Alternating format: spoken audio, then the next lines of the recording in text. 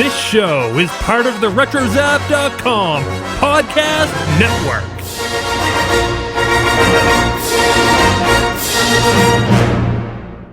Okay, so this is what happened on the last Starship Sabers and Scoundrels, eh? Excuse me? But, Missa thinking it was me last time. Hey, take off. How woo? Greetings, scoundrels. This is Mike McDonald from the Sandcrawler Podcast, and you are listening to Dennis and Darth Taxus on Starship Sabers and Scoundrels.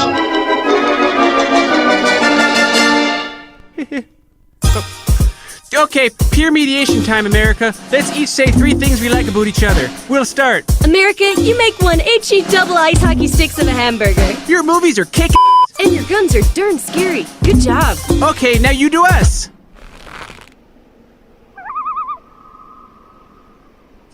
Nothing, eh? No worries. Sorry to put you on the spot like that. I think I have Porkins in the X-Wing, kind of with the, the cockpit canopy up. Okay, I was about to ask you that. Yeah, I actually don't have them actually sitting in the ships, actually, to be honest. Okay. You got to kind of wedge them in there. Maybe get a little Vaseline or something. Yeah.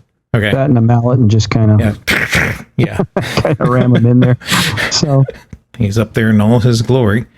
I just think what scale is that, Taxus? Sorry. 6 inch. 6 inch. Oh, okay. Yeah. Yep. And grabbed it. Yeah, the senior officers in the rebellion are packing some serious heat. Seriously, you don't mess with them. Yeah. Oh, more trick-or-treaters. Wow. Check out this Twi'lek. Nice leku. How did you make them so? Ow! Ichuta! Oh, those are real. So tell me your favorite. I will after you tell me your name. Why do you want to know my name? Because I want to know who I'm looking at. What did you say? Go to the back door and turn on the porch light. I don't want to. Do it! Missa so happy! It's Starships, Sabers, and Scoundrels Halloween! I had the Boba Fett and the... I had a Luke. Which was odd. I don't know. A Luke. Yeah, that was always funny because they'd give you a mask. It was basically a person's face. And it's not necessarily that mask made you look any more like that person because the mask didn't, the Luke didn't really look like Mark Hamill. No, but for some reason I enjoyed wearing it around people.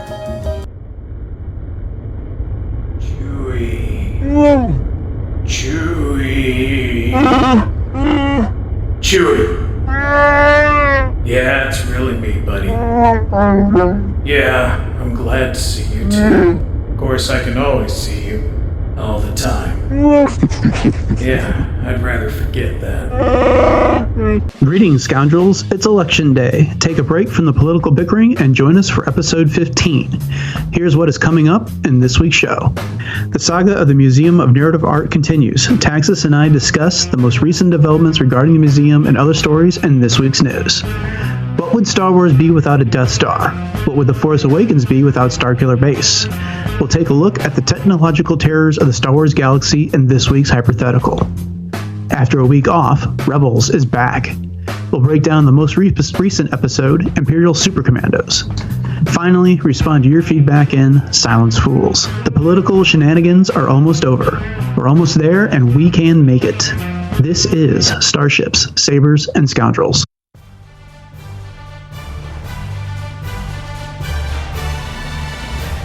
What's this now? It's a small way I can show my patriotism to my nation.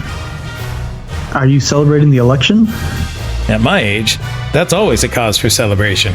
I think you're confused with something else. Oh. Election. Yeah. Election. Nope. Never heard of it. Is it battery powered? Not at all. An election is where the people get together and decide on who leads them. Sounds painful. I've heard the foolish Earthlings engage in this farce. Hey, it's a sacred right.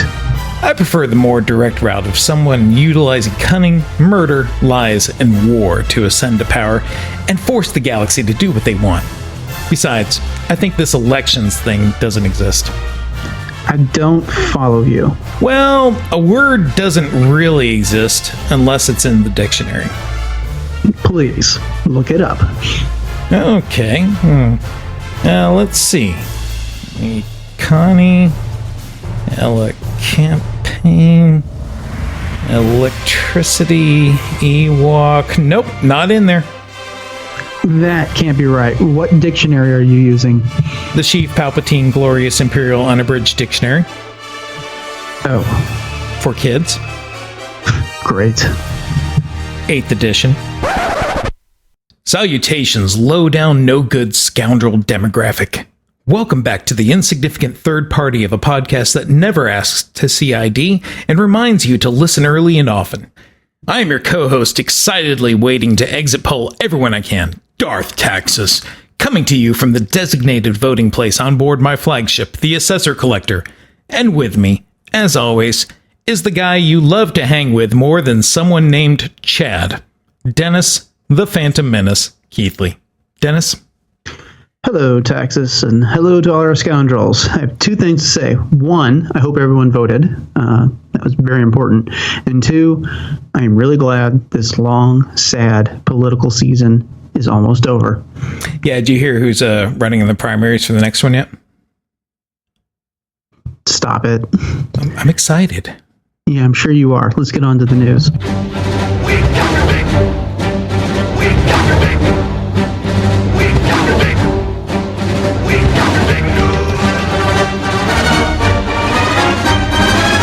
Well, it hasn't been the busiest of weeks regarding Star Wars news, but there are a few items that are worth mentioning. So, Taxus, take it away. Oh, thanks, Dennis. First up, we've got the saga of George Lucas's Museum of Narrative Art continues, but concept images of the museum have been released. A location for the museum has yet to be finalized. However, proposed sites include Treasure Island in the San Francisco Bay Area and Exposition Park in Los Angeles.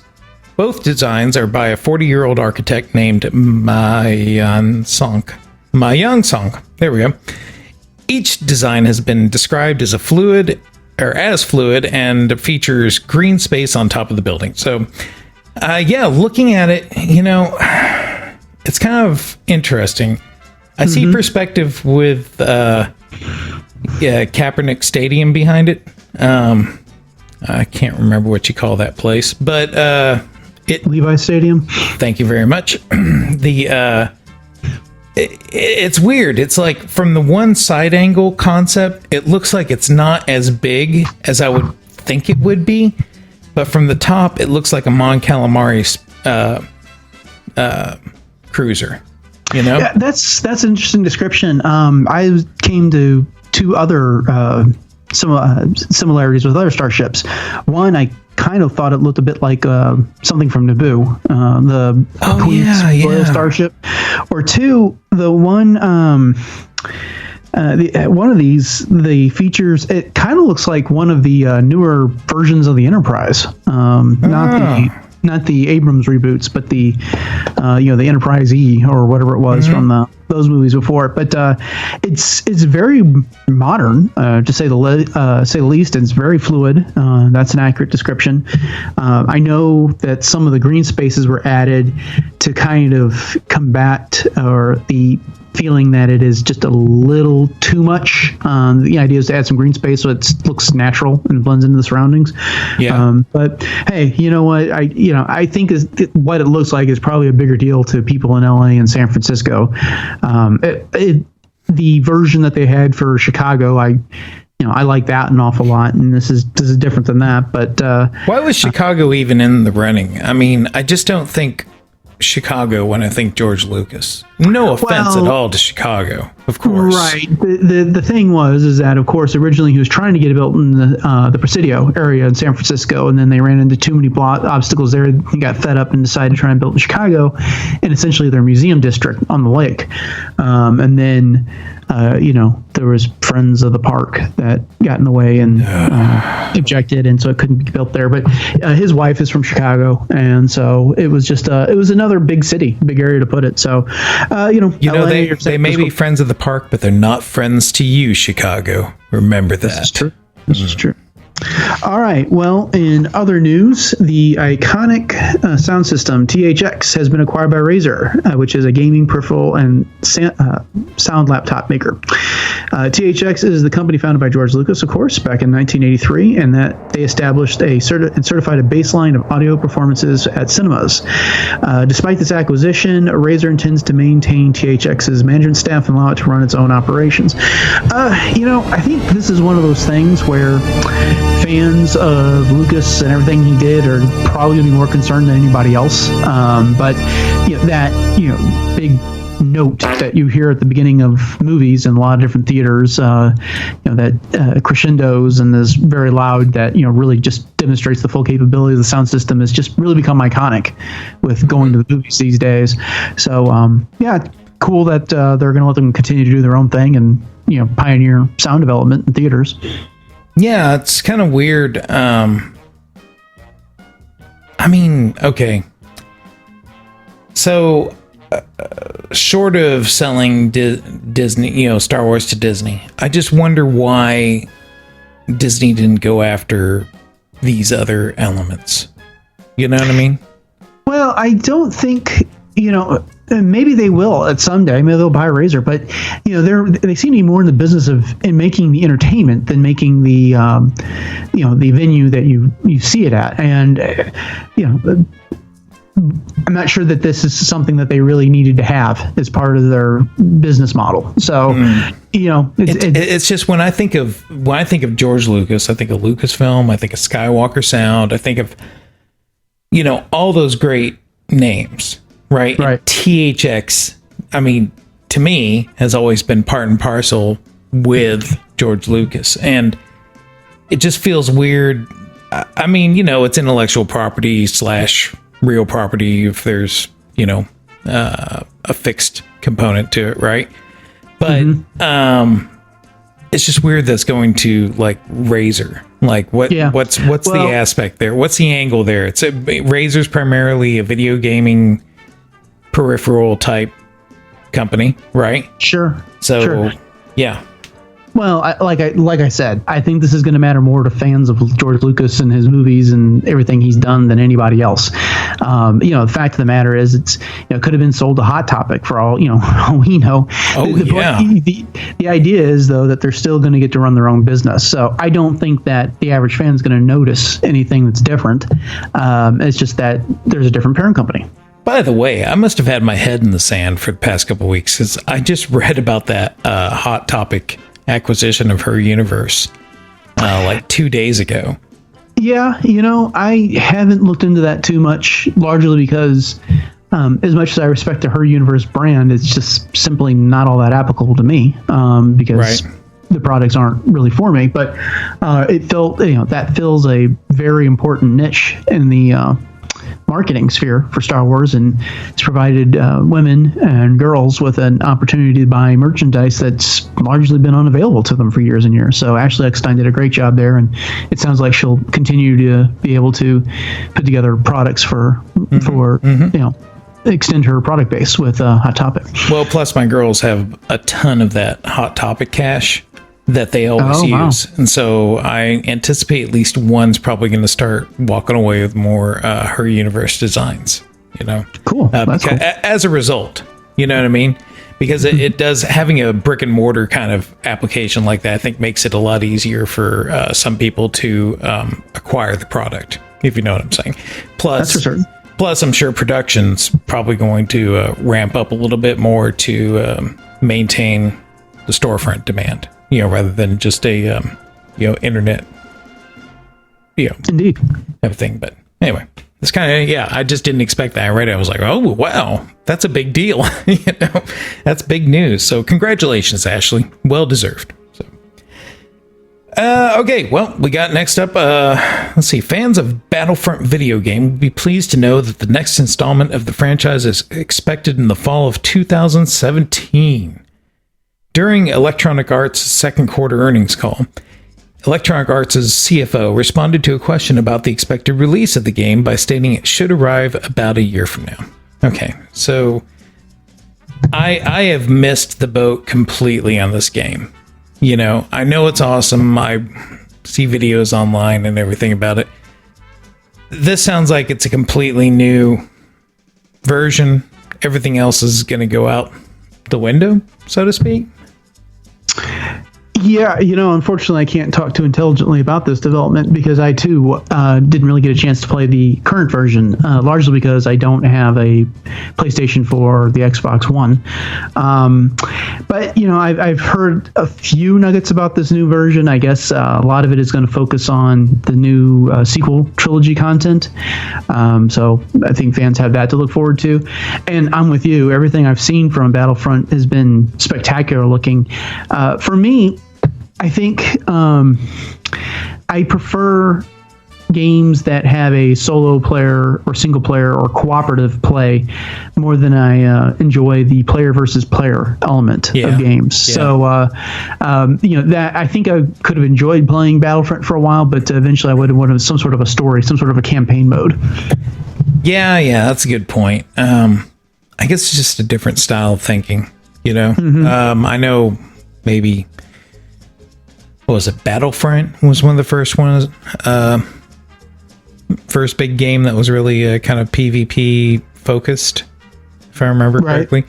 And I was still playing. I guess that was still kind of in my younger days when that came out. But, but I'm like you. Like, I really liked playing Sierra Online SWAT, for example. I thought that was a really fun game, and it was kind of, it was just a single player, like you said, Right. And then MMORPGs are fine if you have a consistent group of people that keep joining up. But yeah, I guess mainly for me it was the platform and, let's face it, time. I just don't have time to stay up in the wee hours of night when there's a lot of tax work out there that's just desperately needing love and attention. Yeah, I do know how you love to shower affection on tax work. Yeah, for me, gaming these days is whatever I can do on my phone. That I can, open, turn the phone on and then play for a minute or two, then get back to whatever I was doing. So I've been stupidly addicted to that Transformers Earth War on the phone. Yeah, me too. I'm looking forward to the combiners coming out. I know. What's up with that? I mean, it's funny because they make it look kind of like the original cartoon. Yeah. But the actual transformations, I mean, Megatron's not the same, right? Because he's not a Walther. But, the way that when they transform, they actually look like the toy when they're transforming. They did a really good job. Yeah, it's pretty cool. It's taking me back to way, way, way back when those toys originally came out. But anyway. And like I said, I'm stupidly addicted to it, so... Okay. Well, that's a look at this week's news. This is short, abbreviated. There's other stories out there that you can dive into. We would recommend JediNews.co.uk or JediNews.com to catch up on the rest of the news.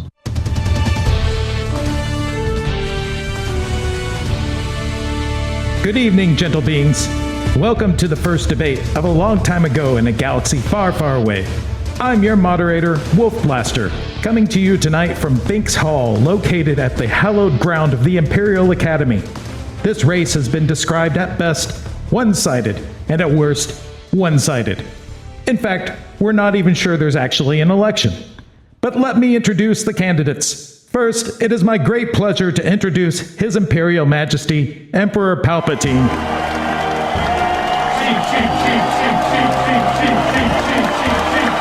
Yes, thank you. And now I have to introduce his opponent, Senator Bail Organa of Alderaan. Thanks for having me. Well, we had to sacrifice someone. What? Nothing. As is our custom, we will discuss many topics and current events that serve to glorify the Emperor. Thank you. No problem. We will start with the loser, challenger, with this question.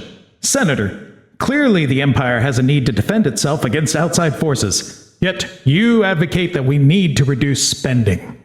Why? Thank you, Wolf. Before I answer the question, I'd like to first thank the good people of... If I may, I'd like to offer a rebuttal to this dribble. But I haven't said anything. Senator, the Emperor has a point.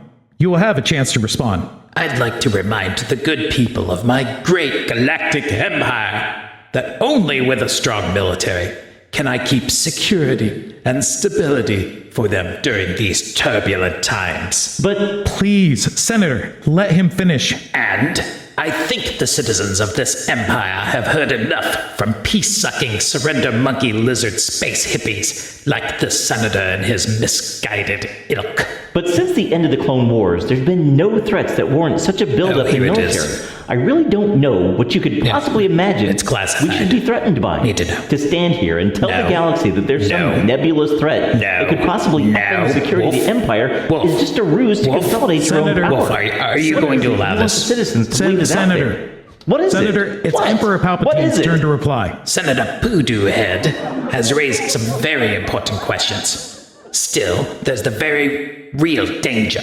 posed by the traitorous Jedi who escaped justice. Oh, please. And there's always the potential for some alien species from another galaxy who hate technology and aren't really connected to the Force, traveling around on their living world looking to invade us. What? You heard me. That's insane. Or something close. Like that could happen in this or any expanded universe.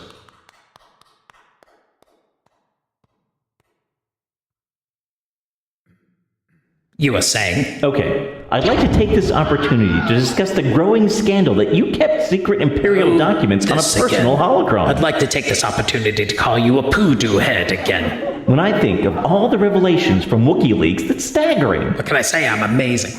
First, there's the matter of Imperial mining practices, leveling planets and moons into nothingness. Palpy loves diamonds. Then, there's the not-so-well-hidden persecution of non-human species and Force sensitives. You call it persecution, I call it reform. The secret orders concerning the medical treatment of Clone Wars veterans. It's hard to treat them when they die so fast. Do I need to explain the promotion of your pals and cronies into high levels of government? They end up fair and square by paying me off. Then there's the galacticization of private industries. Wolf, please. And there's the fact that you're on tape describing how you love grabbing Lakeview. Yes. Sith will be Sith.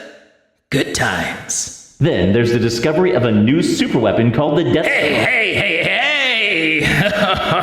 Whoa!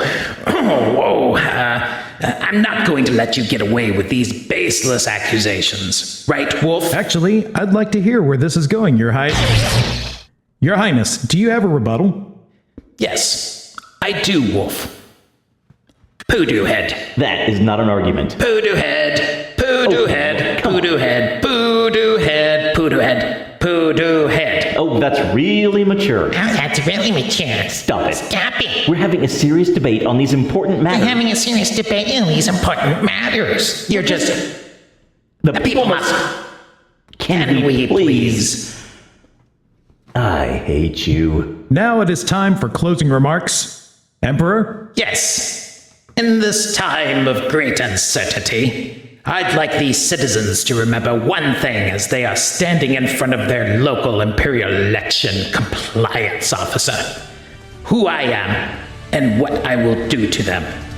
And so I'd like to close by saying, Gods seize him. Wait, what? Hey, and that concludes tonight's debate. This isn't fair. I'd like to thank the viewers for compliance. For all of us here at Empire News Network, I'm Wolf Blaster. Good night. This is ENN.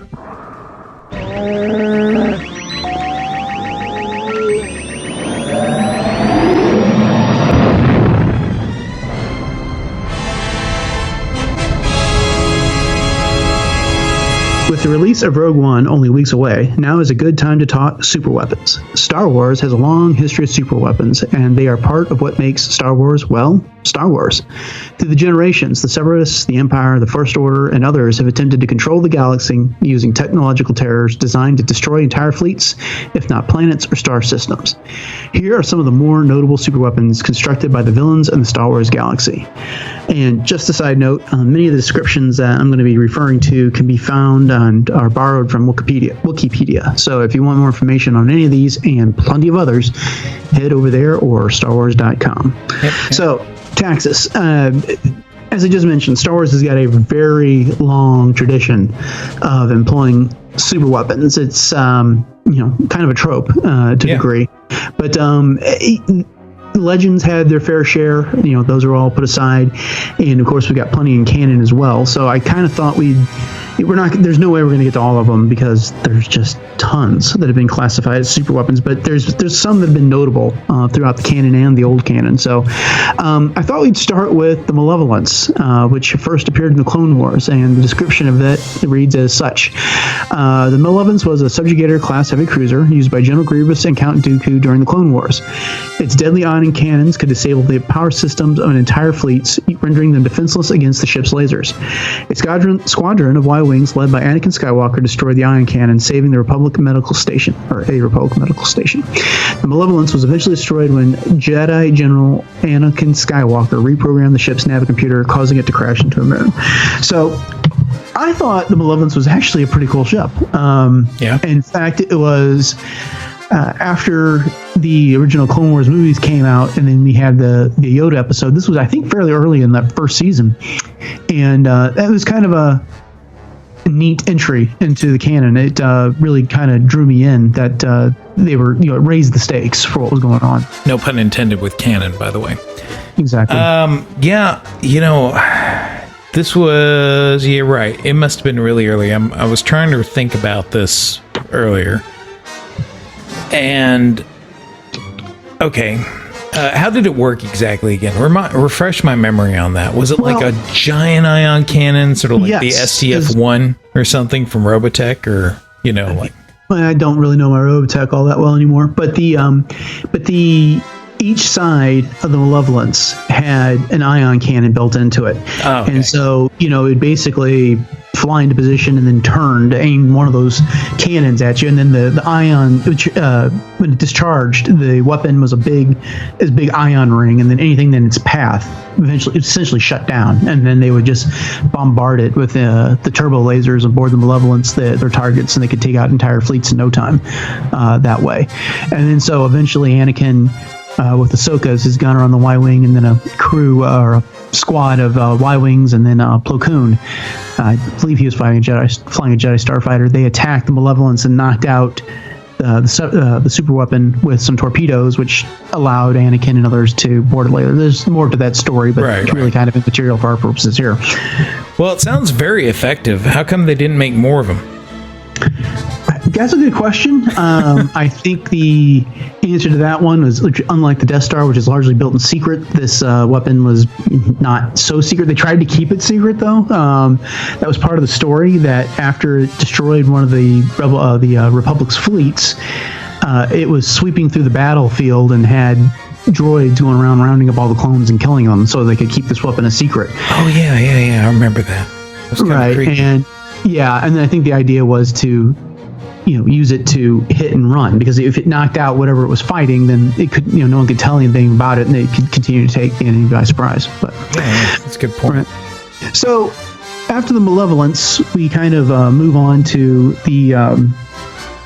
the back into the canon, and the super weapon that started the whole thing, which was the Death Star. And this was known by a bunch of different names. It was DS1. It was known as the Ultimate Weapon, but the official description is from Wikipedia is the Death Star, the DS1 platform, also known as Death Star 1, first Death Star, and in its early planning stages as simply the Ultimate Weapon, was a moon-sized deep space mobile battle station constructed by the Galactic Empire, designed to fire a single planet-destroying super laser powered by massive kyber crystals.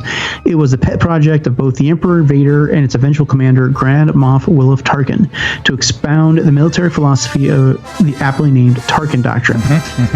So a few other things. As we mentioned there, it's the size of a small moon, but it was about 120 kilometers wide. And then it had a very long recharge time. You couldn't keep using this weapon. You had to give it at least a day to recharge. Oh, so that's cool. See, that's something I actually didn't know. Because, you would think to yourself, well, I'm thinking forward to, Return of the Jedi, where it's, fire at will, and it's like, whoa, zap, zap, zap, Right. Over and over again.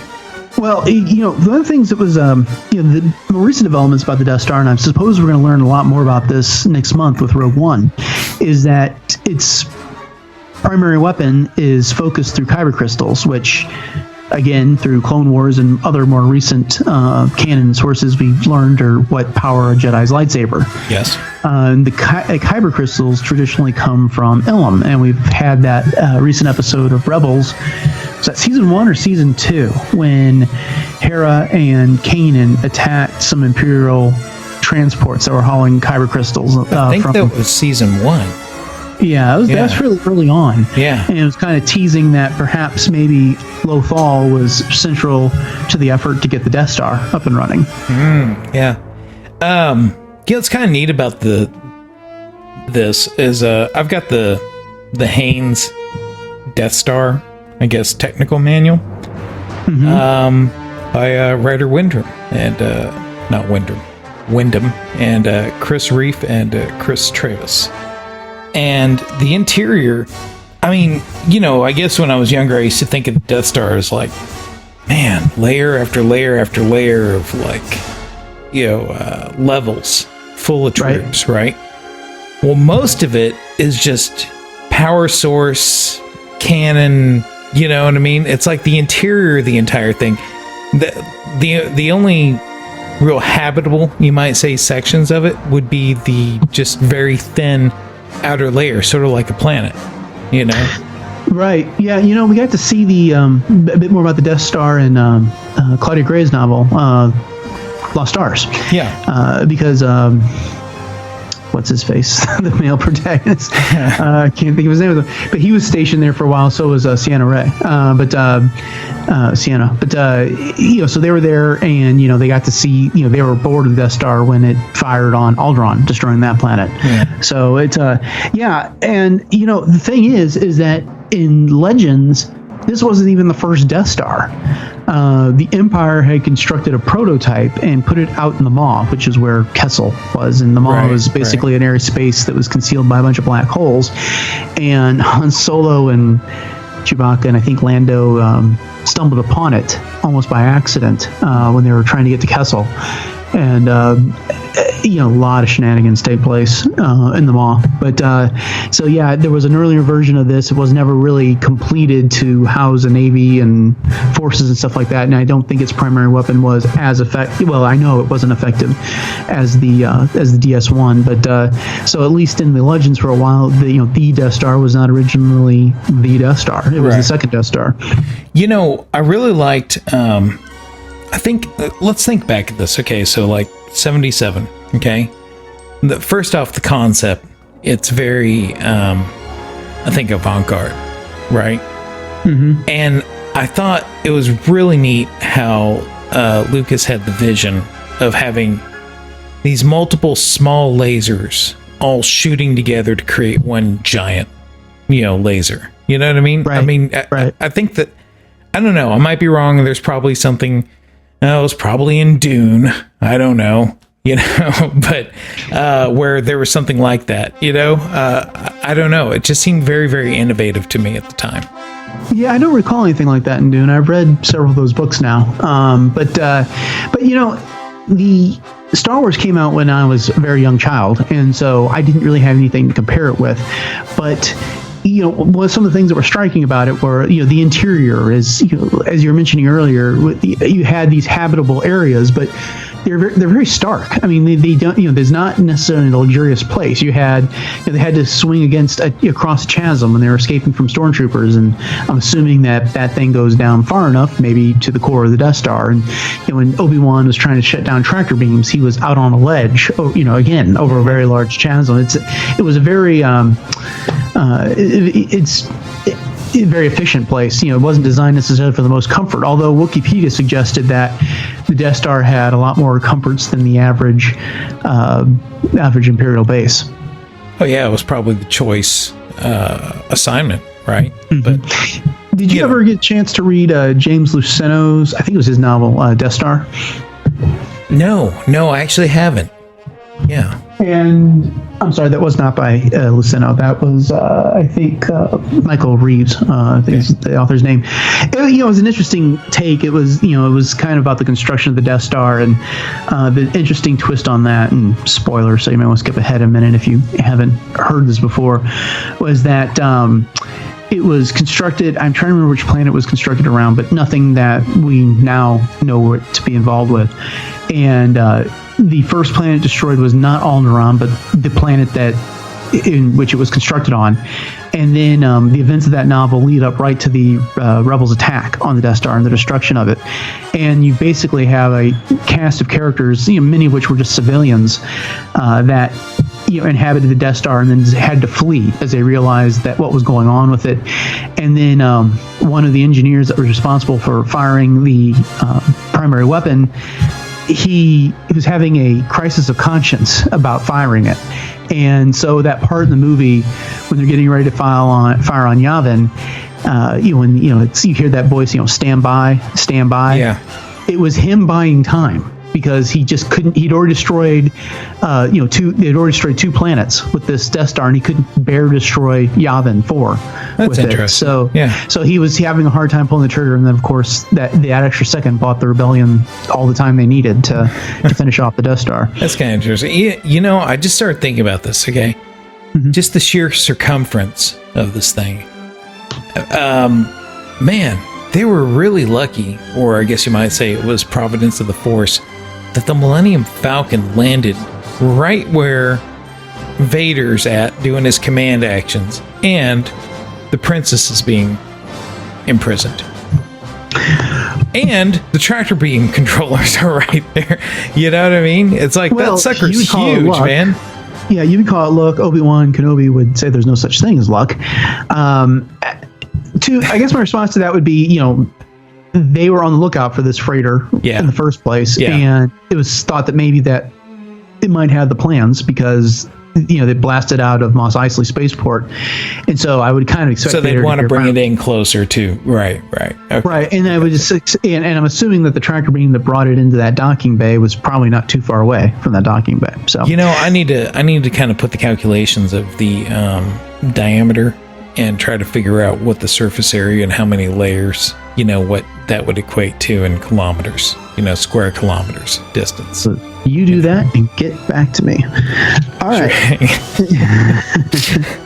So the next weapon on the list is the second Death Star. This is my personal favorite. Okay. But the description for that is the second Death Star, sometimes referred to as Death Star 2, was a massive battle station with enough firepower to destroy an entire planet, just like the first one. Following the Battle of Yavin and the destruction of the original Death Star, the Galactic Empire began construction on a newer and better armed battle station, one more powerful than the original. Before it could be used on the galaxy, it was ultimately destroyed by the Millennium Falcon, a YT-1300 light freighter, after a critical hit on its reactor core. And Wedge. Yes. Well, I didn't copy every detail from Wikipedia there. So Wedge was always a myth that nobody knew that.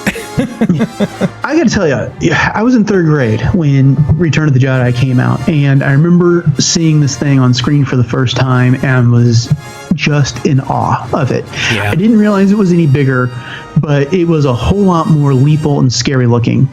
The fact that it wasn't complete, that it was jagged looking, it just seemed so much more sinister. Yeah. That was. It almost feels like, and especially now thinking of Rogue One, and thinking about the plans for the ultimate weapon that the Geonosians handed over. It's like they said, okay, we're going to build the giant super laser cannon first, and then build everything else around it. And it almost feels like, doesn't it kind of feel to you with the Death Star 1, it's like we're going to build the superstructure and then figure out the laser cannon. That's the feeling I get from looking at the teasers and trailers for Rogue One. They built the superstructure and then installed the dish and who knows what else with it later. As part of one of the last pieces of this construction, and maybe there's a reason for that we'll find out in Rogue One. Go ahead. Yeah, where during Return of the Jedi, with the first time we see the Death Star, the station itself is not complete, but the dish is there. It seems to be ready to go, and it makes it very sinister, like almost like you would think, harkening back to our last episode, almost the way a zombie would kind of make you feel, to where you kind of see exposed bone and sinew and stuff. I mean, it's very well, unearthly, you might say. But the feeling I had on that is that it matched the Emperor perfectly, because it wasn't about aesthetics at that point. They lulled the rebellion into thinking that it wasn't operational, and the Emperor teased out that the plans were available, and we know a bunch of Bothans died getting them, and so he lured them into attacking it, and so surprised them with this fully operational battle station, even though it was not complete. They never had to complete it if they didn't want to, because it could do what it was supposed to do, except for it, it too had a weakness. Yeah. But, the improvements on this Death Star over the previous one were that it's 160 kilometers wide, so an extra 40 kilometers, and then it also had a much faster recharge time. Whereas the original Death Star took 24 hours, this one took 3 minutes. That's why I was able to continuously fire upon the ships in the Rebel fleet. Yeah, wow. Talk about an improvement. That extra 40 kilometers probably used for all the smoothie storage that they needed. I'm sure there was, a very thirsty crew aboard the Death Star that needed their smoothie, so good thing. As far as I'm concerned, when I'm building my super weapon, I just basically need operations, a nice powerful shield generator, and the weapon. I don't know what we're building all the rest of this stuff for, right. You're right. Why even bother? Hey, if this thing's fully armed and operational, let's just put a couple of end caps on the plumbing over there and make sure the shields are up. StarWars.com has released a bit more information about this Death Star recently through social media, including the fact that it had a stationary instead of a synchronous, am I saying that right? Synchronous orbit, and therefore it required a tremendous power to counter the Endor's gravity. So therefore it had to use its repulsor field that was created by the shield generator to keep it in place, which caused a bunch of earthquakes, tidal imbalances, and other geological types of disturbances on Endor, which we didn't see in the movie. And then, in addition, when this thing blew up, the rebellion felt compelled to use tractor beams and other devices to keep the debris from showering down on the titan moon of Endor, which would have made it uninhabitable. There's a bit of trivia for you after the fact. Maybe sections of it, Right. Right. Let's see. And then they go around launching a bunch of fireworks over the place when there hasn't been much rain. And I think the Ewok fire marshal said, put out a fireworks ban. So, yay Rebels. Good job. Hope you didn't cause too many wildfires. Right? Okay.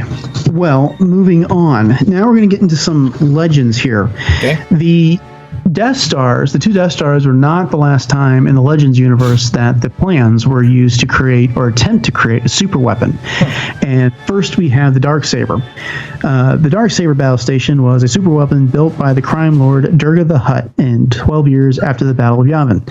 A member of the Basadi Khajiit, I don't know how to pronounce that, but his Hutt organization, Durga wanted to use the super weapon to hold ransom entire planets and spread his influence throughout the galaxy.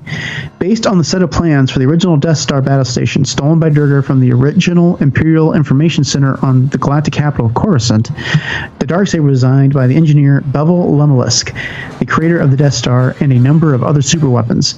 Lemelisk adjusted the plans to the Hutt's wishes, removing all the Imperial padding and leaving only the central super laser weapon encased in a cylindrical durasteel shell. The resulting shape closely resembled that of a lightsaber, the traditional weapon of the Jedi Knights, so Lemelisk christened his creation accordingly, the Darksaber. Now that's what I'm talking about. Yeah, I thought it was funny that you were saying something like that there. Yeah, just strip that sucker down, put a couple of thrusters on it so we can get around, and let's blow some planets up. Did you ever get a chance to read Darksaber? No. Okay. Well, I read it, and I was intrigued by this idea of making a new battle station that was a stripped-down version of the Death Star.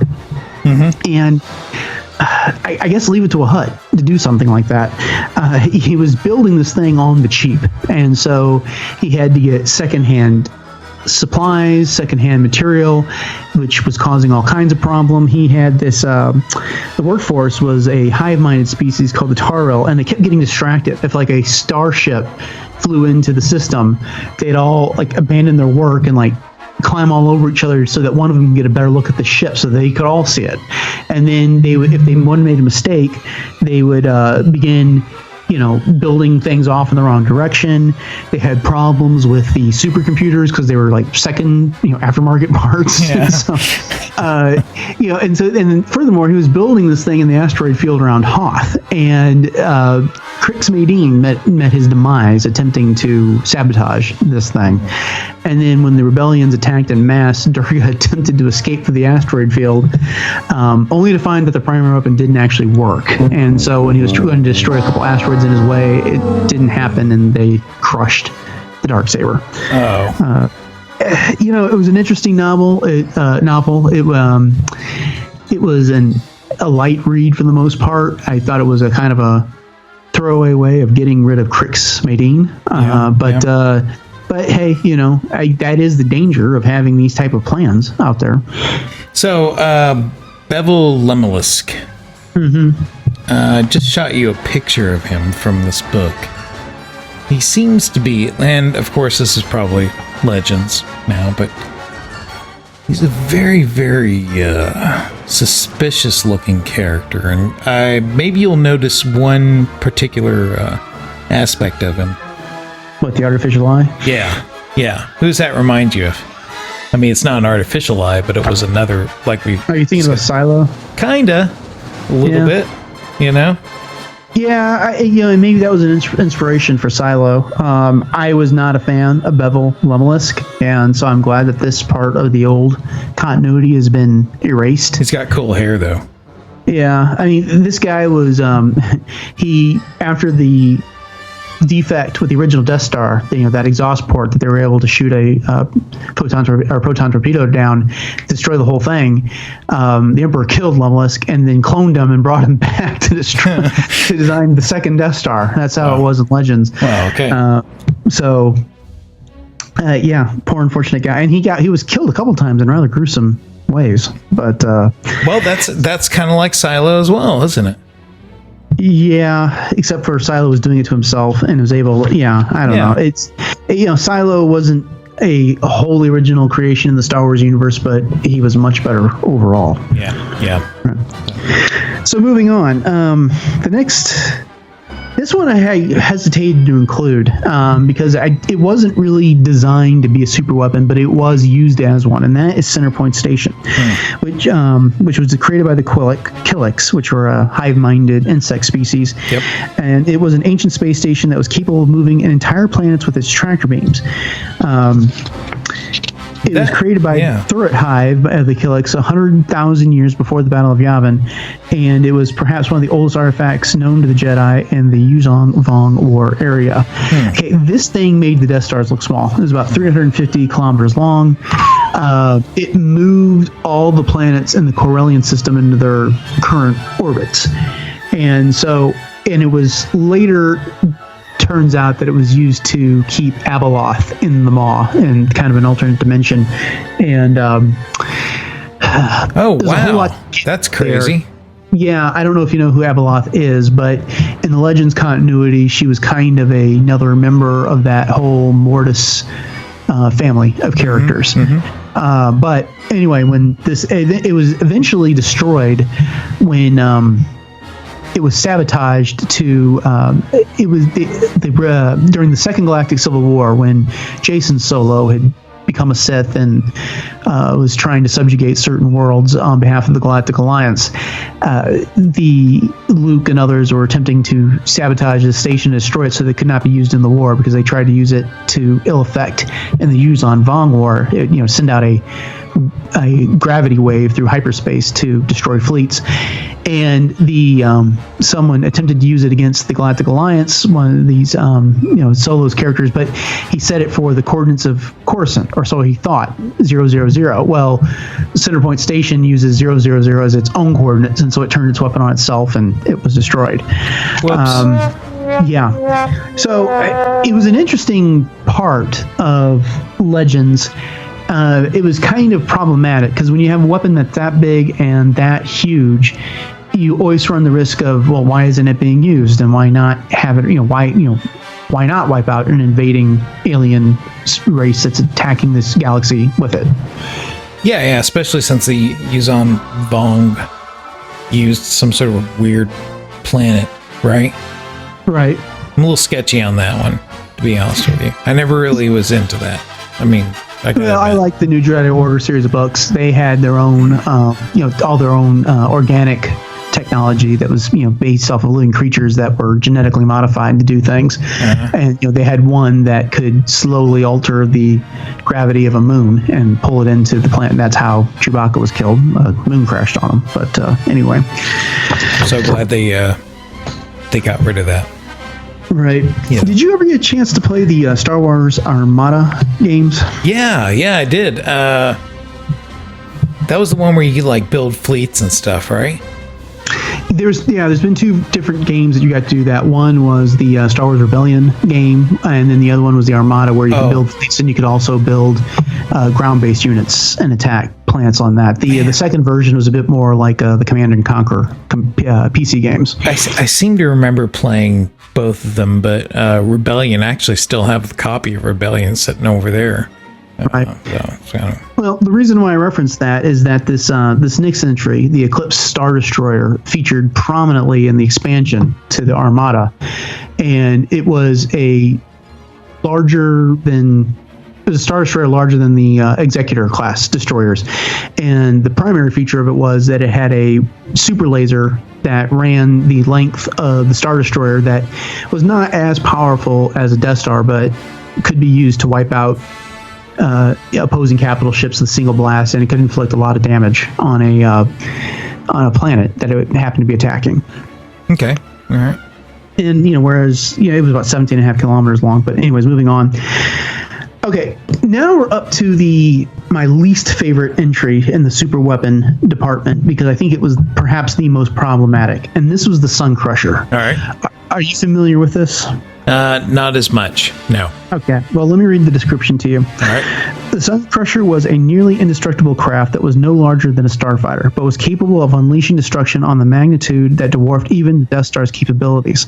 Unlike the Death Star, which destroyed individual planets, the Sun Crusher can destroy an entire star system by causing its target star to turn into a supernova. Well, that's a good plan. Yeah. Well, this... Yeah, the Death Star was a huge battle station, and it was great because it could hold a fleet of ships and Star Destroyers, and it made sense. This thing, I don't know why they ever bothered with a Death Star if they had this thing floating around, because it was part of Target's project to create super weapons. Yeah. And like I said, it was about the size of a fighter craft, and yet it had these torpedoes that would fire into the sun and cause them to go supernova. This thing, it was ugly to boot. If you go to Wikipedia, you can find some images of it, and it didn't make a whole lot of sense, its existence. Not to mention, it was near indestructible. The Han Solo and Kip Duran had stolen the thing, and they flew it right through a Star Destroyer.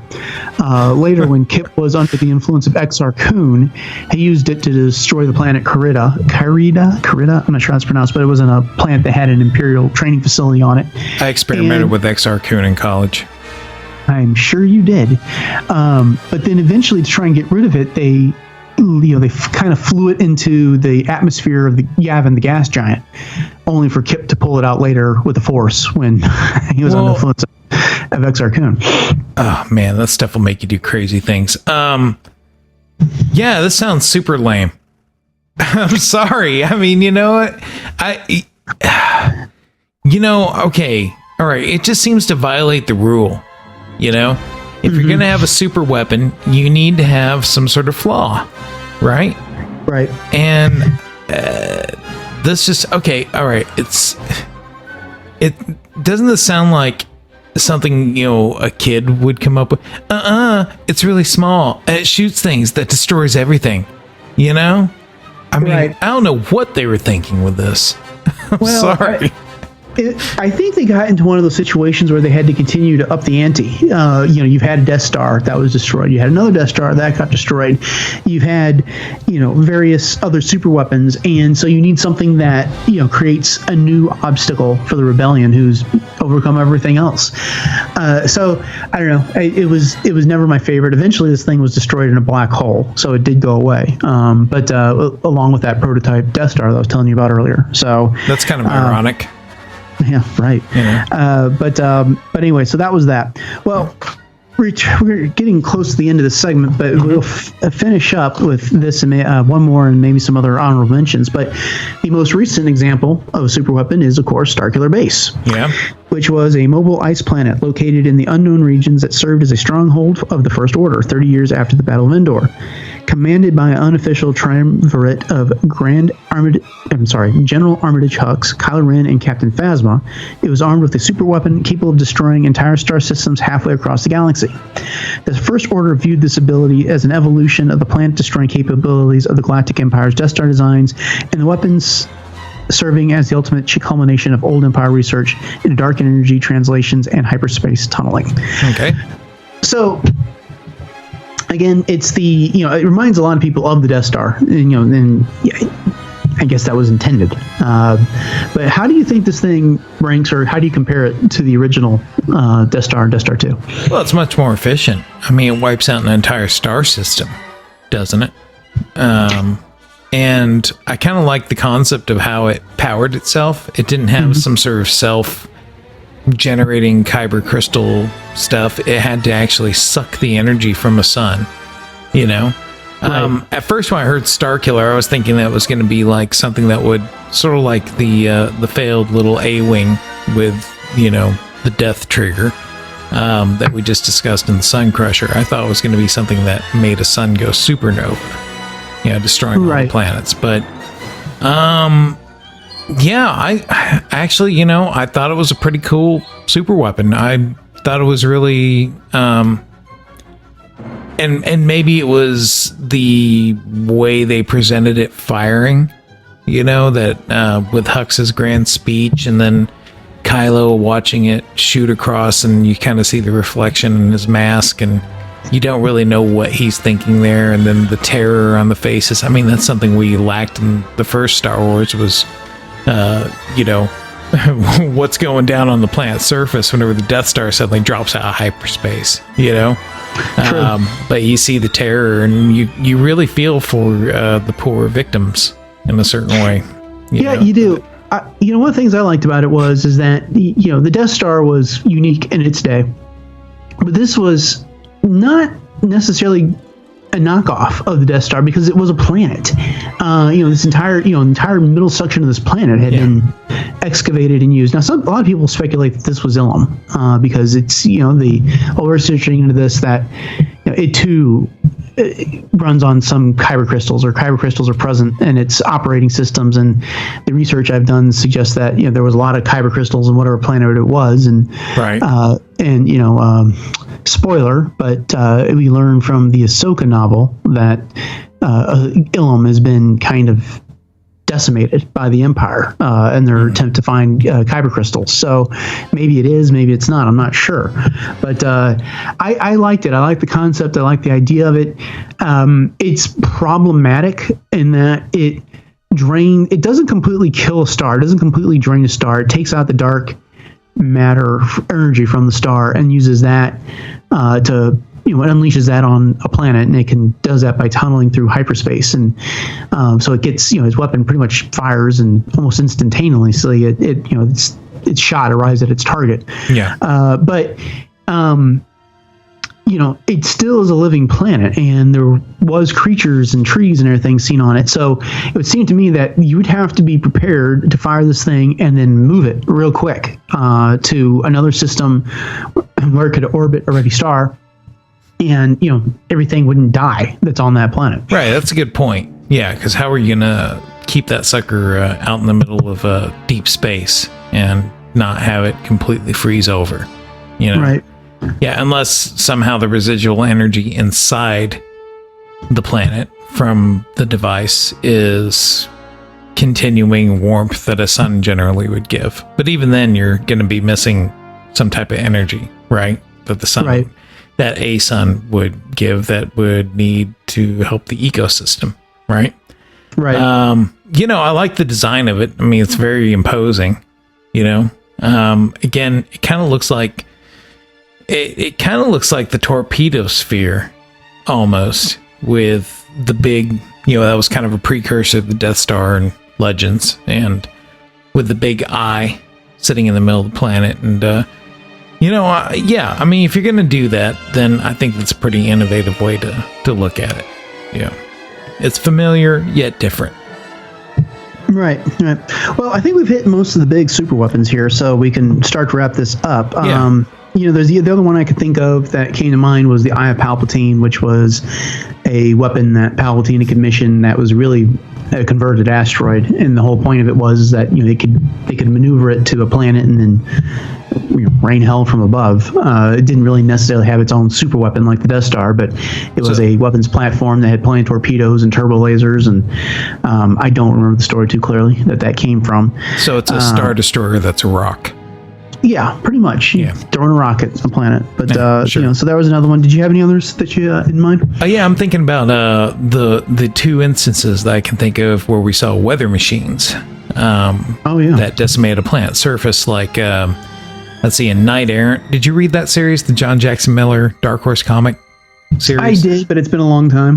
Man, those are some of my favorite stories. And actually, that book, Knight Errant, is a good read. If they ever wanted to do a one-off story, I really think that would be a good one. Just saying. Mm-hmm. Plus, it's like 900 years, maybe 1,000 years before the Battle of Yavin, if I remember. So that, and then of course that's legend. But in universe now with Shattered Empire, we saw that Palpatine issued an order to destroy his homeworld. Operation Cinder. Yeah. So now that was a little bit different, right? Because I think like the War Machine or the Weather Machine in Knight Errant was kind of a big device, if I remember. And these were like small satellites that deployed around the planet and were fairly easily dealt with, Right. Yeah. Princess Leia and Chara Bay and the Queen basically took some Naboo starfighters up there and knocked out a bunch of them. Yeah. So, but those have a somewhat dramatic impact, of course. At least annihilating life on the planet, but leaving the planet intact. I mean, it takes a lot. If you really think about it, it takes a lot to really destroy a planet. Indeed. So you've got to really differentiate between a calamitous event that changes the planet, so like a meteor, huge meteor striking it and eliminating life on that entire planet, versus completely obliterating the planet, which is an insane amount of energy that it would take. But anyway, so yeah, that's my one-off, my runner-up. Yeah. All right. Well, Scoundrels, what did we forget? What are your favorite super weapons from Star Wars? Let us know. Send us an email at sqpod@retrozap.com. I always wanted a giant space lightsaber that would just kind of right through the middle of a planet. That'd be awesome. I'm sure you did. The Ghost is a very nice ship. I could probably... Forget it. I'm kidding, of course. But I do need... All right, so here we are with Super Commandos, the latest episode of Rebels. And before we dive into this, cue the spoiler warning, Taxus. We'll be getting into the details here, so if you haven't seen the episode and you want to remain spoiler-free, you might want to come back to this later. With that, here's your summary. When the Rebellion loses contact with the Mandalorian protectors on Concord Dawn, Hera sends Ezra, Sabine, and Chopper to investigate. They bring Fenn Rau, who Kanan had captured last season, in order to ensure the Rebellion could pass through Mandalorian space with them. Aboard the Phantom II, Fenn Rau gets the jump on Ezra and Sabine. However, he doesn't harm them. He lands on Concord Dawn, and when Ezra and Sabine come to, they find him overlooking the destruction of the Protector's base. Fenn Rau surmises that other Mandalorians are responsible. After destroying a probe droid, the Mandalorians attack. Ezra is captured and taken hostage. While being interrogated, Ezra uses a number of aliases. Fenn Rau and Sabine overhear that these Mandalorians, led by Gar Saxon, have been waiting for Fenn's return. Saxon has been appointed Viceroy of Mandalore by the Empire. Sabine and Fenn reach a truce. Sabine rescues Ezra while Fenn recovers the Phantom 2. However, Fenn betrays them and begins to leave Concord Dawn and them behind. Sabine and Ezra escape using a jetpack Sabine took from a Mandalorian. A chase through a ravine ensues. Just as it appears the Mandalorians have bested them, Fenn Rau returns and rescues them. Once aboard, Fenn Rau compliments Sabine's loyalties and, having earned his respect, asks to join the rebellion. And they give him the membership form. Yep, and an application and a lifetime membership. So there's your summary of Super Commandos. Okay, so let's get started here, I guess, with Fenn Rau. So he's been held by the rebellion now for a while after Kanan captured him in Season 2 so that the rebellion could have free passage through that system because they had the Protectors had an arrangement with the Empire. Yeah, where they're receiving payments, and Fenn Rau is taking some convincing here.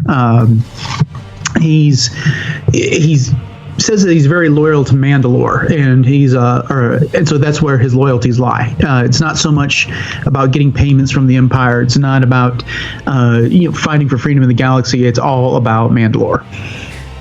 Yeah, it almost kind of feels like he's just desperately holding on to some vestige of greatness of the yesteryears, like he's almost it's like time has passed him by, but he's unwilling to accept it.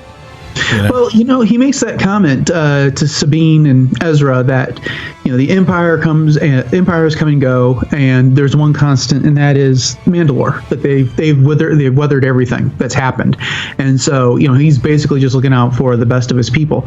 So I hear a lot of different opinions on the Mandalorians and Star Wars lore. What do you think? Do you like them? Do you like what they're doing with them? Yeah.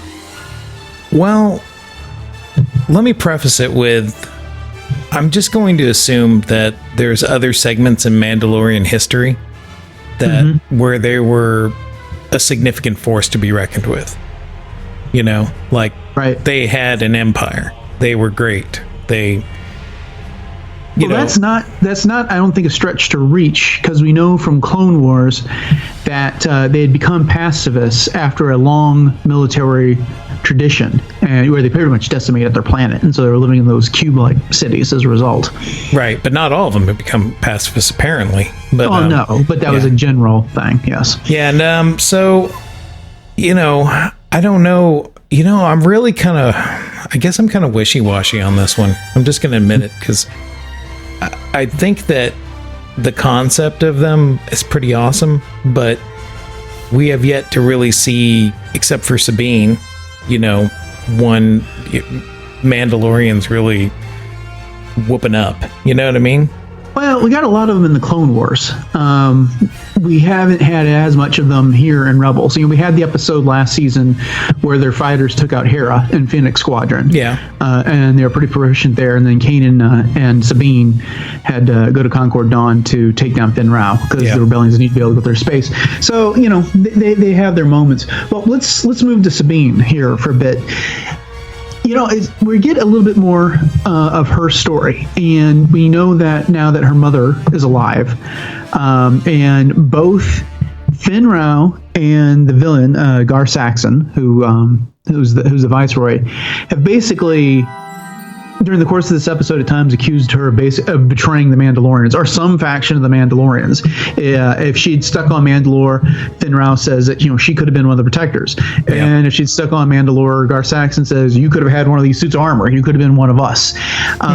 So the Mandalorians are very divided there. But Gar Saxon mentions that Sabine's mother supports him, and she left the academy and she left basically everything on Mandalore behind. So this is another one of those episodes where we get a little bit more of Sabine's backstory. Yeah, was her okay? So I was trying to remember, was her mother somebody mentioned previously, or I don't think we've officially been told who her mother is, but there's some suggestions out there that it's what's her name, Bo-Katan from the Clone Wars, who was Duchess Satine's sister, I believe. She's. I guess we'll find out more about that, but I know Bo-Katan's supposed to be in the series later this year. But the Concord Dawn was kind of adversarial to House Wren. Was that right? Wow, you're asking me to dive into Mandalorian politics. Right. I'm not that certain about it anymore. What was it Ezra said about it? Well, I don't get this, sir. I'm not understanding these Mandalorian stuff or something. I'm paraphrasing. Yeah. Now, was Death Watch on Concord Dawn in Clone Wars? Man, I can't remember. I'm drawing blank right now. I should have. I don't know. For some reason I got the feeling maybe it was last season that there was mention of animosity between Concord Dawn and House Wren. But I don't know. I can't quite remember. Well, when Finn Rao, when Kanan was trying to take down Finn Rao, Sabine was with him, and at one point she kind of came out and she declared that she was part of that clan, Clan Vizsla and House Wren. Oh, that's right. Okay. And and she challenged Finn Rao, and that was part of how they brought him out and captured him. So I think that was adversarial because I think people consider Pre Vizsla to be somewhat of a villain, you might say. I mean, well, because he led Death Watch and was trying to overthrow Mandalore in Clone Wars. So, so that's pretty big. Bo-Katan was kind of a bit more noble than that. She had Mandalore's best interest at heart, right? And they all, even within the Death Watch, they had competing goals and visions for what was going on. So Sabine could be a legitimate heir, so to speak, I suppose, to Mandalore, which is kind of like, you've got the usurper who's kind of in place right now, right? Well, yeah. So, anyways, I guess what I'm getting at with all this is that I'd really like to have an episode that ties all this stuff about Sabine together. Yeah. She was at the academy. We know her mother is kind of been forced into helping out, this viceroy, Gar Saxon. We had the episode last season with her bounty hunter friend, whose name escapes me at the moment. Where Chopper had to sabotage her ship, and so we know she kind of had a mercenary bounty hunter past for a little while. So I'd kind of like to see something that ties all this a little better, because it's getting a little bit difficult to keep track of her history. So, but hey, she did get a jetpack this episode. I think I'd like to see a good story arc. Just a few episodes all connected together, and just one after another that really does what you're talking about. Yeah, I just don't think they're going to do it. I think the story arcs are pretty much left, at the beginning of a season, they combine a couple episodes into an hour-long episode that they call a movie. Yeah. And then usually it's the last 2 or 3 episodes of the season that they put the story arc, and everything else in between kind of is one-off episodes that build a larger story, but you don't have to necessarily see other episodes in order to get those. Yeah. All right. Well, let's address some of these other aspects of this show. So, what'd you think of the new Phantom 2? We talked about this a little bit on our special Scoundrel Special Edition. Yeah. After they captured it, that they were going to have to make some modifications, and it appears they did so. Yeah, I liked it. Excuse me. I thought the paint job was kind of fun. Mm-hmm. And I'm not sure whether they added blasters or whether those things had blasters to begin with, but they had to have had them, because they made the tactical droid made mention that these shuttles didn't have any weapons. Oh, that's right. So yeah, they were pretty. It was like a little force to be reckoned with. Now, did they also add the droid socket for Chopper? Boy, that's a good question. Because I saw Chopper getting into it. I just didn't recall there being a astromech socket on the shuttle to begin with. Was he actually inserted into it, or did he go into the cockpit and the ramp? No, he wasn't in the cockpit while they were flying to Concord Dawn. Oh, okay. And then later he was when he was checking things out. But then when they got ready to leave, he hopped back into that droid socket again. So yeah, that's probably another modification they made. Right. Right. And then we got the speaking of Sabine's jetpack, we got the that chase through the ravine via jetpacks. I really like that. Yeah. That was a fun addition. We got that preview from Celebration Europe, and there was a little bit. It wasn't the entire chase, but it was a substantial portion of it. But that was a worthy, George Lucas Star Wars type chasing. Yeah, that was fun. I thought, especially utilizing Ezra the way they did, where he's kind of flying and and cool move of the entire fight and flight was she drops Ezra off, like drops him onto some rocks or something, and then she's basically bounces off one to reverse trajectory, real fast. That was really cool. That was a cool moment. They pulled out all the stops there. He deflecting the blaster bolts at certain key moments, disabling a jetpack and causing one of them to crash. Oh yeah. Using the detonators to cause one of those rock formations to fall in their path. So that was it's a lot of sudden stops for the enemy. right. And so my only criticism of that chase is that at points it seemed like they're supposed to be going really fast. It just didn't look it. But but that was good. So here's something I wanted to ask. There are two things actually. First, is it just me, or for all the noise that's been made about how dark Ezra was at the beginning of the season, going to the dark side, Sabina's pretty lethal.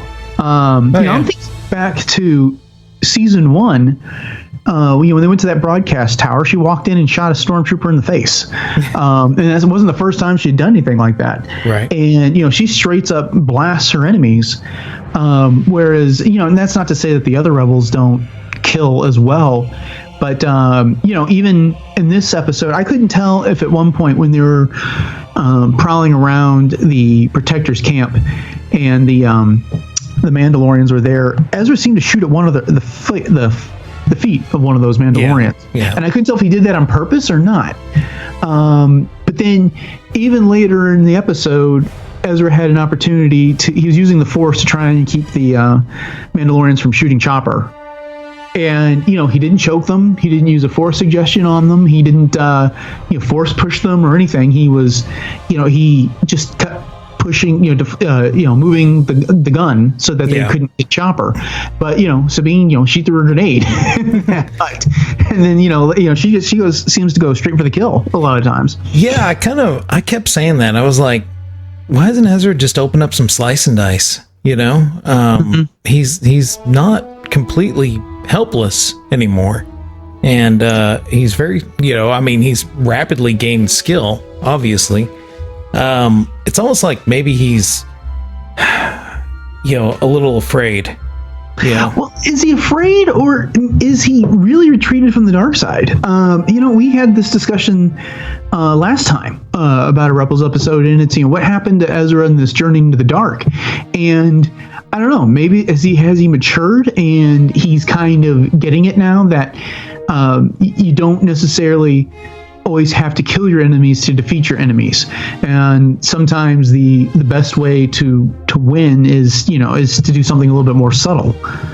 Yeah, I don't know. I draw a parallel to The Last Airbender, where Aang was really anxious to learn how to use fire, and in doing so he accidentally hurt someone, and so after that moment he was really reluctant to study it. And I wonder if there's kind of an element developing kind of, just kind of in the background with Ezra's character. I just don't want to I just don't want to believe that they just completely dropped the whole dalliance with the dark side just like that. You know what I mean? Well, I can't help but wonder if things are going to get a bit more rough here. It seems like we've got some more episodes where Thrawn's really going to bring down the hammer, and perhaps that will trigger Ezra, some desperation with Ezra, and maybe he'll go back to that. Okay, well, we're running out of time on this segment, so just a couple more points I wanted to bring up. I don't know if you had a chance to watch Rebels Recon, but when I was trying to put together our summary here, I looked up Garth Saxon. The name sounded familiar. Well, it turns out he was in the Son of Dathomir comic. He was one of Maul's Mandalorian minions. He had a completely different set of armor at the time. It was more traditional Mandalorian helmet, but it had horns at the top that looked a bit more like Maul's horn pattern, and he had a painting that was similar to Maul's tattoo pattern on there. So he's been part of the canon already, so they brought him back, so that was a nice touch. So he's kind of used to selling out his people.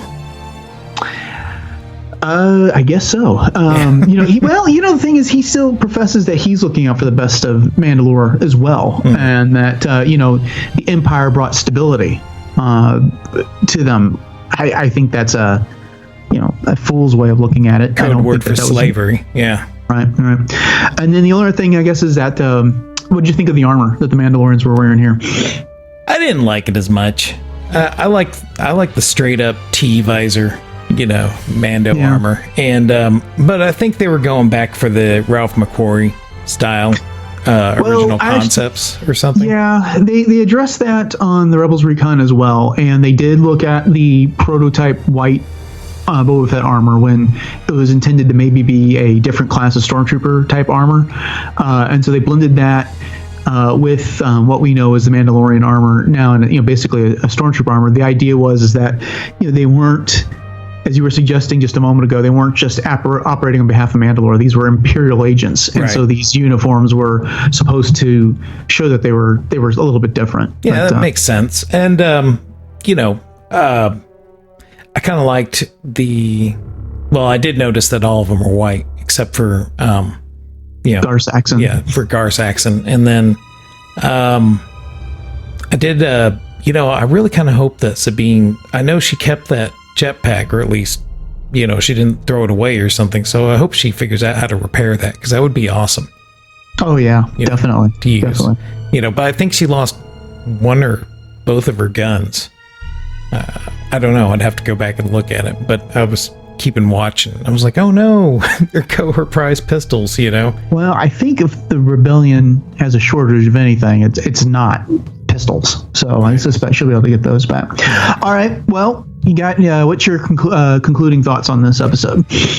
Well, I think we haven't seen the last of Saxon, and I think that, I hope that Fen Rao kind of takes on a role sort of like Rex did, kind of experience and training, and hey, the rebellion had to learn how to fight from somewhere, right? We've talked about that before, right? And I'm interested in seeing where they go with him in the show. It's all in all, it was a fun episode. It was an exciting episode. I didn't feel like it really did a whole bunch to really propel the story. It was kind of a side story. Right. And so, again, I'm just going to give this, like a high 89. I mean, it was intriguing, but didn't maybe go, shut up, or anything like that. Yeah.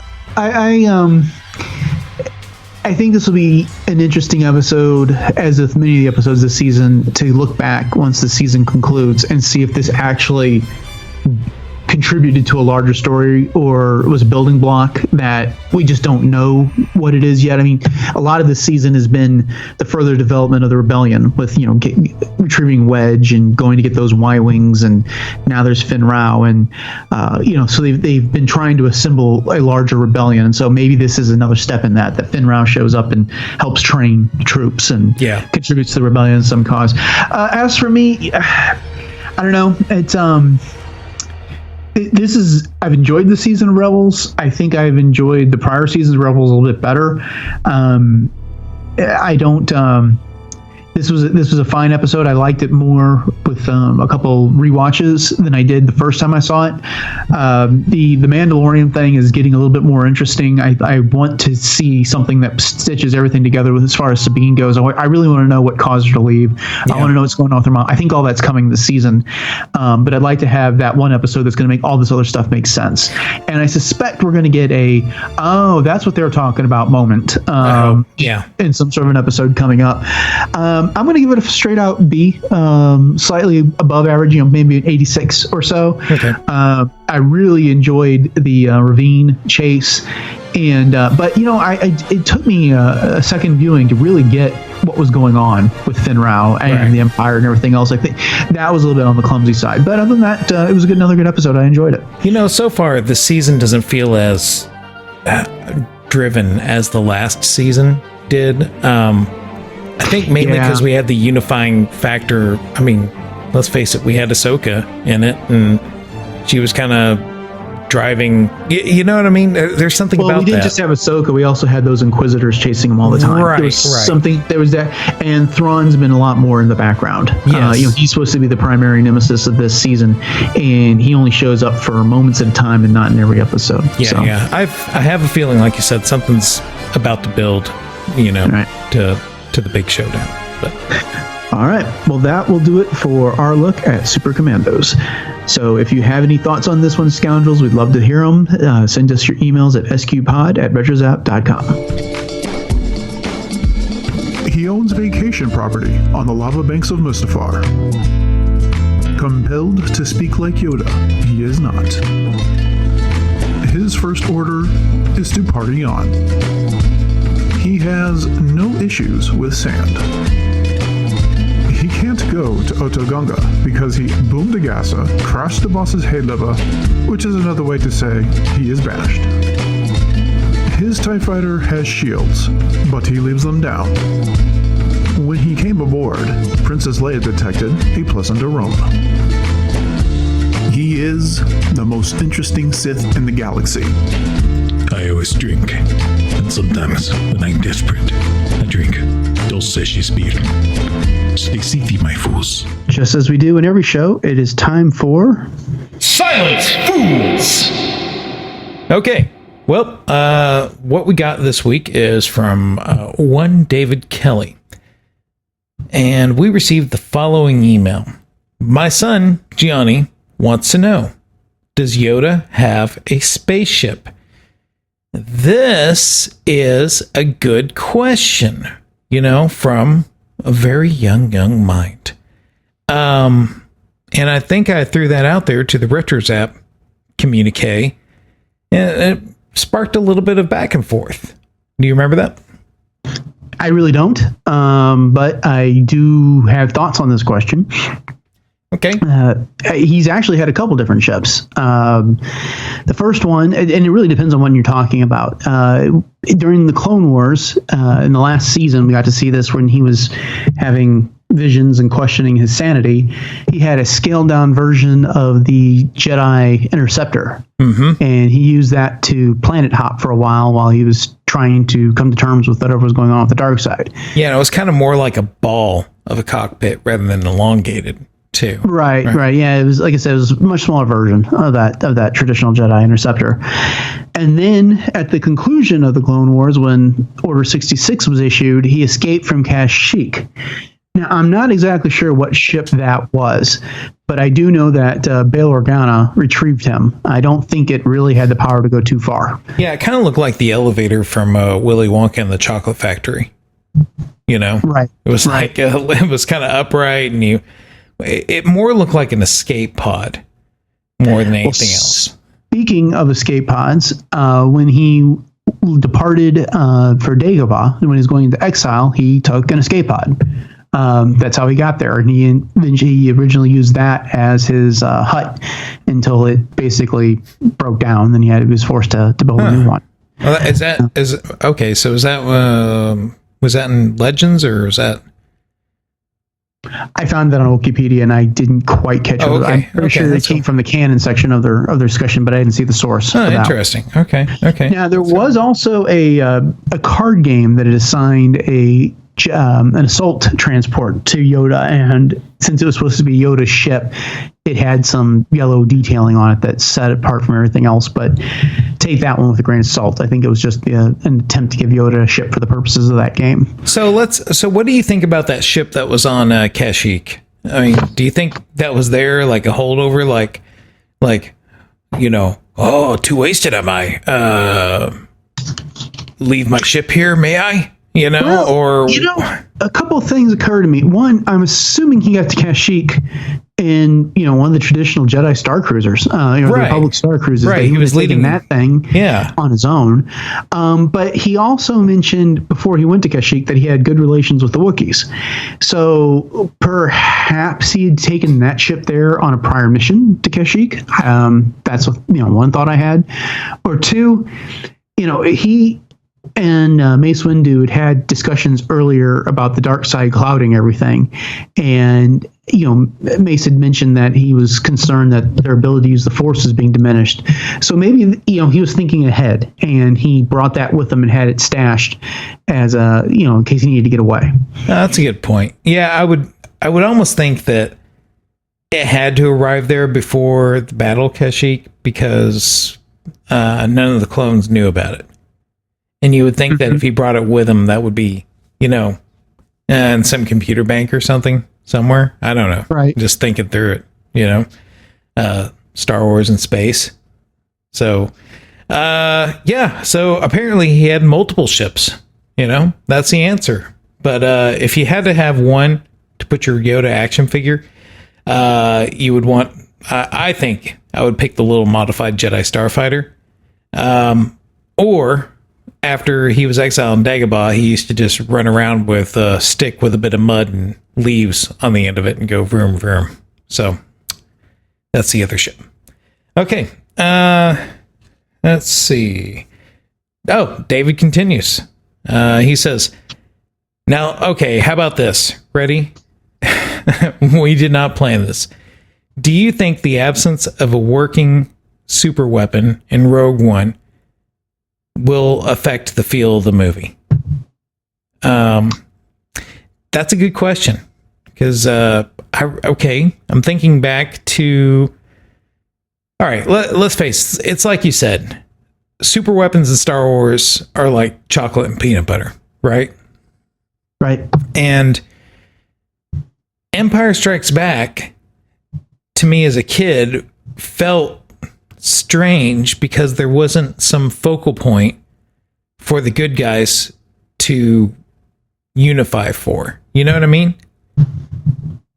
Well, no, because The Empire Strikes Back was just a completely different type of a movie. It was not, it was the very title suggested the Empire was coming back after them, and they didn't have a Death Star. I think what not having a fully operational super weapon in Rogue One is it kind of provides a deadline for these rebels. We've already seen in the teaser and the trailers that the Empire is getting ready to test a weapon, and they need to know what it is, which is kind of one of the reasons why they recruit Jyn Erso. This is patchwork that without the movie being out. So I really think that there is, it's kind of like they're up against the clock. This is a weapon that they know is coming online, and they've got to do something about it before it's unleashed on the galaxy. Mm-hmm. So, yes, it will have an effect on the feel of the movie, but I don't know that it is necessarily a negative effect. I think it'll be contributing to the story and the tone. Well, even with The Force Awakens, it feels like, I mean, we don't really know about the Star Killer until about halfway through the movie, right? Right. So, and in the original Star Wars, it was like, oh, it's the Death Star, and they're fighting to stop the Death Star. And even in the third movie, it's like they're focusing on the Death Star to stop it. And I guess for me, it was sort of like, okay, where's the big climatic space battle, that's trying to take this thing down when I was younger, and so Empire always had kind of a weird feel. I mean, don't get me wrong, it's my favorite on the pantheon of Star Wars movies. But it just felt odd, it felt like the energy was kind of diffused for the Rebel Alliance, which kind of, I think, really helped the storyline, if you know what I'm saying. Yeah, sure. Yeah, I mean, they were on the run. That was Empire Strikes Back was a movie about rebellion survival. The first one was too, but in a different way. This was a movie about they just got flushed out of their base, and now it is all hands rendezvous at our secret location, and so that we can survive. And it wasn't they didn't have they didn't have a super weapon to destroy there, but it was about. It very much was about survival. But anyway. Yeah. So what else did Mr. Kelly have to say here? Yeah, he has a couple little enders here. He says, continuing on with the super weapon concept. Also, I like The Force Awakens, but I felt like they didn't try hard enough to come up with a new concept for a weapon. I mean, another big space gun? Why? And he finishes with, I will lower my expectations regarding your answer so as to not be disappointed with it as I have been with your show. Okay. Well, I think we just talked about, I think there is a certain amount of familiarity that needed to be conveyed with the storyline. But, right? Don't you think if you're looking to destroy your enemies, what are you always trying to come up with? Well, right. A couple things here first. I mean, one, from a story purpose, I know J.J. Abrams was trying to induce some nostalgia, which is why he created another Death Star-like weapon, so that fans of the original trilogy would recognize this, and he's pulling on those heartstrings. But from an in-universe perspective, I don't know that it's explicit in the movie, and I know it's not. But if you look at some of the additional sources that we've had come out since then, the First Order wasn't really a galaxy-spanning threat at this time. They were much, I think, smaller than the Empire was, and so they kind of revived that Tarkin doctrine. If they have a super weapon that they can aim anywhere, and then once they demonstrate its power, then they can bring the Republic and anyone who's in their way, to their knees. Yeah. And so that is why something like that is extremely valuable. It's sort of like a nuclear weapon to a terrorist cell, for example. The counter theory was what we saw in the Darth Vader comic with Grand General Taggi, which was these giant super weapons are foolish because you're completely dependent upon them, and if something happens to them, then your grip on the galaxy has been weakened. And so when you type that many resources and a weakness is found, then you're vulnerable. And that's exactly what happened in A New Hope. And that's why there were so many fleets built, and we saw so many more Star Destroyers after that. And Taggi was kind of in charge, and he wanted to exercise control over the galaxy that way. Mm-hmm. Yep. And we all know what happened to him. Exactly. Yep. He put his faith in something else. But yeah, well, David, just thanks for the kind words, and gave us a lot to think about here. But Dennis, as I began thinking about David's impertinence and his obviously lacking fathering skills, my thought, well, I'm just saying, it's what all the scoundrels are thinking right now. My thoughts channeled my dark energies for SuperClicks. Well, looks like we struck a nerve here, scoundrels. So now Taxus has a hot space opinion to get off his chest. With that, take it away, Taxus. Thank you, Dennis. Whereas some deign to question the wisdom of designing an ultimate weapon far more powerful than any the galaxy has ever known, I, your humble dark commentator, do not. Can one argue against the fact that a mega cannon is much more efficient than attempting to gather the equivalent in blasters? Or flatulent bantha? I find such suggestions laughable and highly implausible. Why, could you imagine the sheer amount of space tape needed to bind all those bloated bovines together? Or the manpower needed to simultaneously pull every single trigger? It would require the precision of a Riverdance troop staffed with Jedi. I mean, who would even imagine such a farce? Well, you just did. That's not important now. Clearly, from a cost-benefit analysis standpoint, finding a planet in the limitless reaches of the galaxy with just the right size, density, and structure to serve as a conduit for sucking dry the energy of an entire sun outfitting it with the systems necessary to propel it through space and not suffer the consequences other weaker planets would endure, all for the hopes to pop off the universe's greatest firecracker, is a far more efficient use of the people's taxes than any alternative. And when you really think about it, isn't a huge dark energy propulsion supergun for the people and their kids? I proposed a devastating variant of the weather machine, so mind-numbingly destructive and diabolical it would change the face of a planet-wide torment forever. First, my forces would flood an atmosphere with trillions of propaganda leaflets offering free lemonade to all the planet's inhabitants. However, unbeknownst to the doomed sheep, the floating flyers of fate would then leave minute lacerations upon their bodies, paper cuts so small they are barely felt. Then, on the day of free citrusy refreshment, the willing victims would line up for their fair share, only to realize a new definition of pain and suffering as the untold number of wounds from the leaflets are assailed by a sudden torrential lemonade rainstorm caused by my country time to die weather machine. Although that plan worked in theory, I was told that the paper I used to copy the presentations for the shareholder approval ate into the project budget, and as a result, the whole thing had to be scrapped.